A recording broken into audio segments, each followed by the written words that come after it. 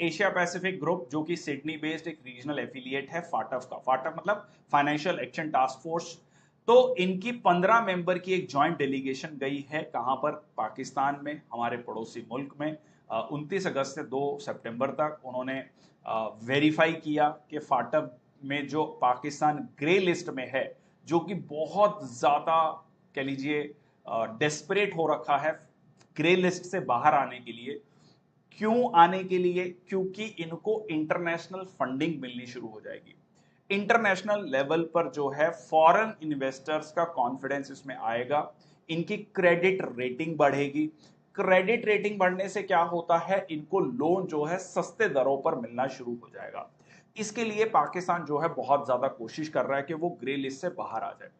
But इनका जो ये कहना है, ये इस साल के शुरुआत में भी गए थे, तब इन्होंने कहा था कि नहीं नहीं पाकिस्तान अच्छा काम कर रहा है। तो ये भी न्यूज आई थी कि जल्दी ही पाकिस्तान हो सकता है ग्रे लिस्ट से बाहर आ जाए। तो इन्होंने कहा कि पाकिस्तान जो है कंप्लायंट है या लार्जली कंप्लायंट है, जो 34 पॉइंट इनको दिए गए हैं। ऐसा इन्होंने फरवरी में कहा है, decided to field on site mission, ताकि इसको ऑफिशियली ये डिक्लेयर करने से पहले कि पाकिस्तान को बाहर किया जाता है ग्रे लिस्ट से, फाटफ की ग्रे लिस्ट से, तो उससे पहले जो है ये इंश्योर करना जरूरी है कि क्या पाकिस्तान जो बातें कही गई हैं उनको मान रहा है, नहीं मान रहा है। तो अभी उन्होंने ये कहा है मॉडरेट लेवल ऑफ इफेक्टिवनेस, मतलब मॉडरेट लेवल पर इसको मान रहा है पाकिस्तान, कंप्लीटली अभी इसको इंप्लीमेंट नहीं किया है। तो एक तरीके से पाकिस्तान पर प्रेशर अभी भी बना हुआ है। जो बच्चे नए हैं क्लास में, जिनको नहीं समझ आ रहा है ये क्या है, देखिए फाइनेंशियल एक्शन टास्क फोर्स क्या है, एक तरीके से एक मीडियम है, ठीक है। इस ये मीडियम क्या करता है, ये कह लीजिए ये इंश्योर करता है कि जितने भी देश हैं दुनिया भर के, वो जो टेररिज्म की फंडिंग ना करें, ठीक है जी, टेररिज्म को फंडिंग ना करें।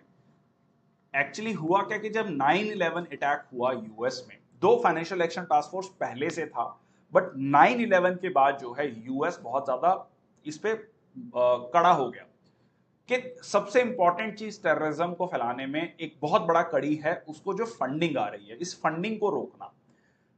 तो इस फंडिंग को रोकने के लिए उन्होंने फाइनेंशियल एक्शन टास्क फोर्स की गाइडलाइंस को काफी ज्यादा स्ट्रांग किया। और ये अगर पता लगता है कि कोई भी देश फाइनेंशियल एक्शन टास्क फोर्स की गाइडलाइंस को नहीं मान रहा है, तो उसको ब्लैक लिस्ट या ग्रे लिस्ट में डाल दिया जाएगा। तो ब्लैक लिस्ट क्या है, पहले डाला जाता है ग्रे लिस्ट में, मतलब वो एक तरह की वार्निंग है कि आप सुधर जाइए, नहीं तो हम ब्लैक लिस्ट में डाल देंगे। और अगर नहीं मानते तो उसको ब्लैक लिस्ट में डाल दिया जाता है। इससे होता क्या है, इससे उनकी क्रेडिट रेटिंग गिरती है। जैसे आप बैंक में लोन लेने गए, आप वो कहते हैं ना आपका सिबिल स्कोर क्या है, मैं मतलब थोड़ा रिलेट करने की कोशिश कर रहा हूं। जैसे आपसे पूछते हैं कि सिबिल स्कोर क्या है, तो अगर आपका सिबिल स्कोर नहीं है तो कहेगा नहीं जी आपको लोन नहीं मिल सकता, आपका सिबिल स्कोर अच्छा नहीं है। सिबिल स्कोर अच्छा नहीं है मतलब आपने पहले कभी लोन लिया था, या तो आपने पैसा पे नहीं किया, या आपके क्रेडेंशियल्स ठीक नहीं है। तो यहां पर क्रेडेंशियल्स की बात आ गई, सिंपल भाषा में समझ लो।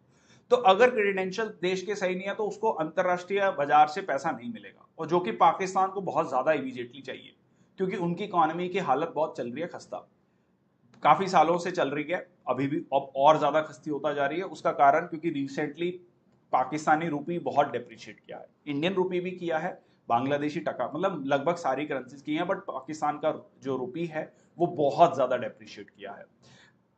और इकोनॉमिक प्रोडक्टिविटी उनकी ज्यादा नहीं है। तो अभी उनका काम कैसे चल रहा है, थोड़ा बहुत चाइना से पैसा मिल गया, थोड़ा आईएमएफ से लोन मिल गया, थोड़ा सऊदी अरेबिया से पैसा मिल गया, इस तरीके से उनका काम चल रहा है अभी।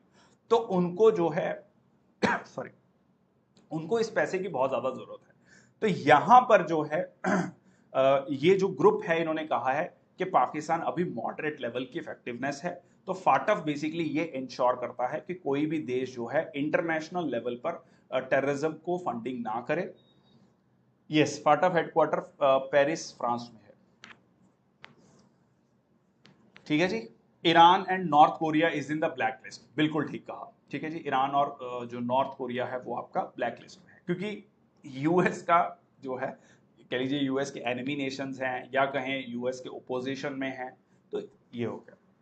हाँ, फ्लड भी आया हुआ है, फ्लड के आते चलते हुए क्या हो गया, मतलब वो कहते हैं ना दोहरी मार हो गई पाकिस्तान पर। तो ये सारी की सारी चीजें हैं। तो इससे दो तीन चीजें होती हैं, एक तो क्रेडिट रेटिंग गिरती है, और विदेशों से पैसा लेना मुश्किल हो जाता है, और कॉस्ट ऑफ डूइंग बिजनेस ज्यादा हो जाती है। ठीक है जी। देखो, इंडिया की तरफ से ये कहना है, अब अच्छा पाकिस्तान ये भी कई बार आरोप लगा देता है कि इसमें इंडिया का भी रोल है, हम तभी इसीलिए फाट हो, सारी चीज़ों का रोल, कहते हैं कि सारी चीज़ों का आरोप जो है वो पाकिस्तान इंडिया पर मढ़ देता है। ऐसा नहीं है, बट इंडिया का ये कहना है कि भाई हाँ, इंडिया तो हमेशा से ये कहता है कि पाकिस्तान जो है स्टेट स्पॉन्सर्ड टेररिज्म है, ठीक है। और हमारा व्यू, और हमने इस चीज़ के बारे में कई बार साक्ष्य रखे हैं कि they are state sponsored terrorist, ठीक है। दे स्पॉन्सर्ड, एक स्टेट पॉलिसी के थ्रू वो है टेररिज्म को स्पॉन्सर कर रहे हैं। तो ये तो इंडिया का बहुत समय से जो है कह लीजिए एक स्टैंड रहा है। क्लियर? चलें आगे, चलिए।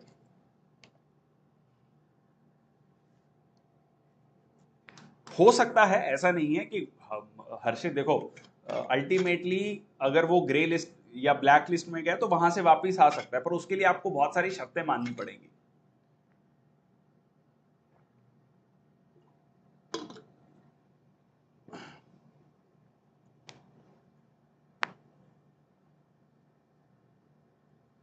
देखो चलो, रिक्चा ने एक बड़ा अच्छा पॉइंट कहा कि भाई पार्टिसिपेटरी नोट से भी तो फंडिंग आती है।